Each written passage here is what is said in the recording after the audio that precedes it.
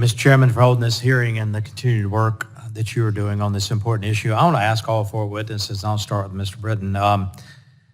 From whom should we be protecting the data of American citizens? Who is the greatest threat here? Is it Russian hackers, communist Chinese, big American companies, identity thefts, predators? And from your unique perspectives, who is the threat that we as policymakers need most to focus on to protect our citizens, especially kids and teenagers? Those are all significant threats that I think a comprehensive privacy law would help us to address. The greatest threat is going to be the one that we don't know about. And it's really hard to predict. And I think baseline protections that include data minimization and treating data as a potential liability and the reduction of data and managing data responsibly in an organized fashion, understanding who has access to the data, and that sort of data management capabilities is the best way to address all of those threats. Okay. Mr. Reed? I think we have to be thoughtful. All of those are good, but there's a company in your district, Topography Digital, that does drone and a lot of other really cutting-edge technology. I think we have to realize that the biggest threat to the success of the companies in your district like them is the unexpected, for the loss of trust that happens. So when you talk about threats from outside influences, what you really see is most of the data ends up in the hands of somebody who isn't going to do harm, just wants to make money off of it. But that destroys the trust and degrades the value of the systems we're providing. So on the one hand, you absolutely should be focused on the international threats and the security. But we also need a comprehensive bill so that consumers know what to do and what the products are going to do to them so they know if they're going to share the data. So it's the insidious ones that aren't there to harm, just there to make money off of it, that create the loss of trust sometimes. Yeah. Ms. Vance? I can't agree enough with my fellow panelists. I would add anything that has the opportunity to destroy a child's future, whether it be information that data brokers are collecting and sharing with anyone who asks for it, or the use of that information by stalkers, parents with restraining orders, pedophiles, et cetera. That's really, I think, the greatest threat. Mr. Cullen?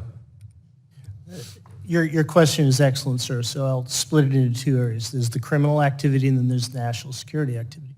Criminal activity, cybercrime organizations have become truly globalized. They have vertically integrated their capabilities to the state that they are as good as nation states, some of these criminal activities. National security standpoint, of course, you've got to be very concerned about the Chinese, Russians, Iranians, North Korea. But perfect example from a child's privacy protection standpoint, the worst case scenario is something like TikTok or some other social media platform that can come in, aggregate the data that the child, in this case, is utilizing from the social media standpoint, and if that company platform also offered financial services capabilities, because those are affiliated companies, that data is going to flow back and forth between those two, and Lord only knows where that stuff will end up. So in my FBI career, we spent a lot of time finding out where that stuff ended up. Yeah. Typically, it was not in your home district. It was overseas someplace.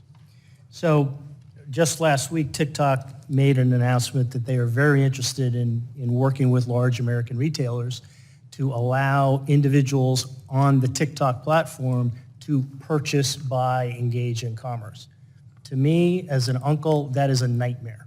That there's no good end of that with that particular company. I'm not going to paint everybody in the same way. It does scare me because I can now build a complete data dossier on that individual as a young person and have now those last couple of little gaps filled in. I know who you are and what you've been doing since pick an age. That's very, very concerning. Yeah. Okay. If Congress were to pass a federal privacy law, what single provision would be the most essential factor in that new law being successful? And I'll ask Mr. Cullen.